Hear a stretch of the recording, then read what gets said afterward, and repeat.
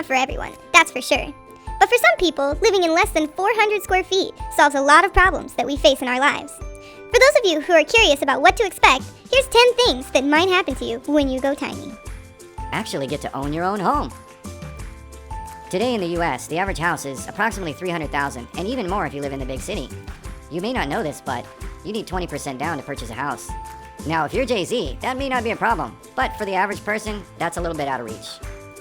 On the other hand, tiny houses range between $20,000 and $60,000, depending on whether you want to build it yourself or if you want it delivered complete with all of the latest sustainable technologies. Now that sounds much more reasonable for the average person. Yay! Decluttering. Naturally, having a tiny house means you have a lot less space to put things. That means everything in your house must have a purpose. Now, while you're in this mindset, you start to think about what's really important to you. And for me, that means burritos, and lots of them. Burritos! Less things, nicer things.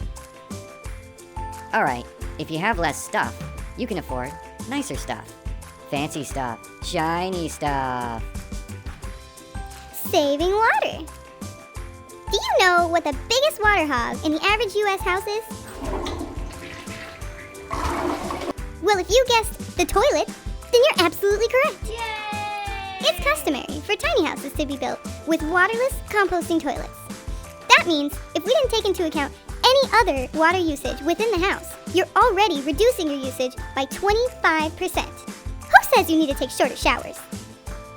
Using renewable energy. Did you know that technology exists today to be fully sustainable using only renewable energy? But not so feasible for large houses typically built today. However, with a tiny house, you have less space to cool, heat, and light. So you could literally power a whole tiny house using the power of the sun. Isn't that great? Extra money!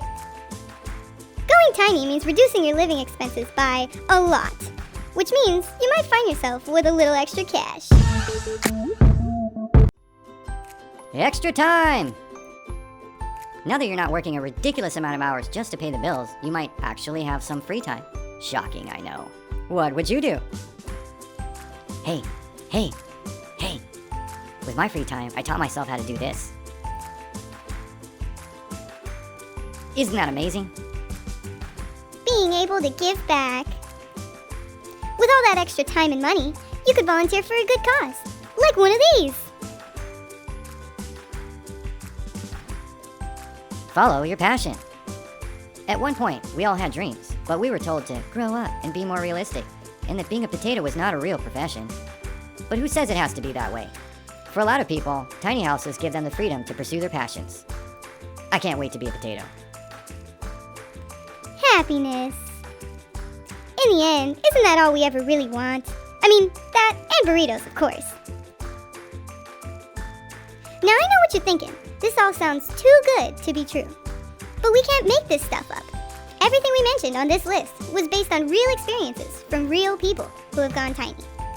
So what do you think? Are you ready to go tiny? Let us know in the comments. And as always, if you liked the video, make sure to give it a thumbs up and subscribe to our channel for more goodness every Friday. See you next time!